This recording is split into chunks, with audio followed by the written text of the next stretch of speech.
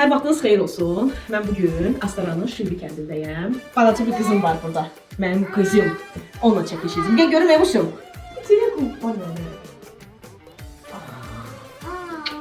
Balaca arvad. Gəl. O birisi qızımız da gəlsin. Balaca arvadlarımı da yığmışam başıma. Bugün şəkərbura hazırlayacağıq. Təbii ki, hərə bir üsulla hazırlayır. Gəl, gəl. Sən də xoş gəldin. Başımı şirin şəkər bağlatırsınız. Maşallah olsun sizə.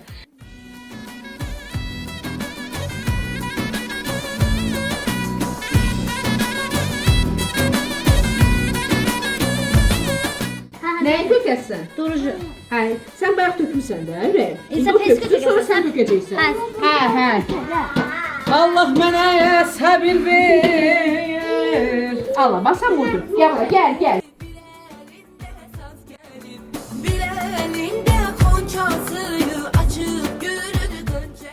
Dəniz nə bayramıdır? Nuruz bayramı. Deyən Novruz bayramınız mübarək. Nuruz bayramımız mübarek.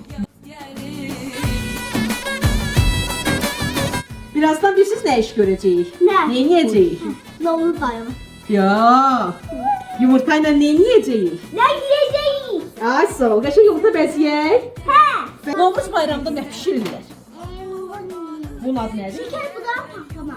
Novruz gəlir, yaz Gelir, bilərində saz gəlir. Ha? Bilərində xoncası açır bir bülbül hava gəlir. Nökər. Yaz gəlir. Güneş nurunu saçıbdı. Ha qışda, Soyuq qorxub qaçırdı. ha qışda, Meşələrdə, dağlarda ha qışda, Novruz gözü açıldı. ha qışda. Özümüz üçün eləyirik, xahiş edirəm yetişləməyin ki, ay 100 dənə əl dəydi, nə dəydi uşaq. Satışı çıxartmıram, cəmaat yeyir. O sizin canınızı yeyər. Mən baharın qızıyam, qızıyam. Köynəyi qırmızıyam, qırmızı. Körpə quzu alaylar.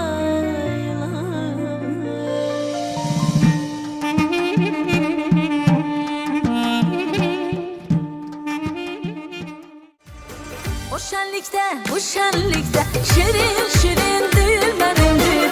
Şirin şirin dil benimdir, benimdir. O şenlikte, bu şenlikte şirin şirin dil benimdir. Şirin şirin dil benimdir, benimdir. Ötme.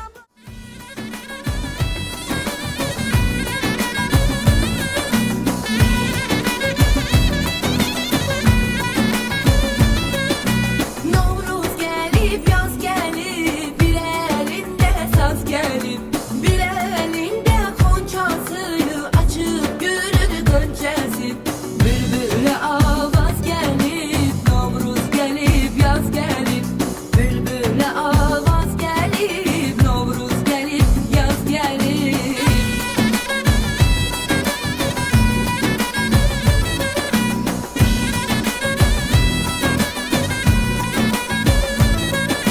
Közağa sen de gelsene gelin.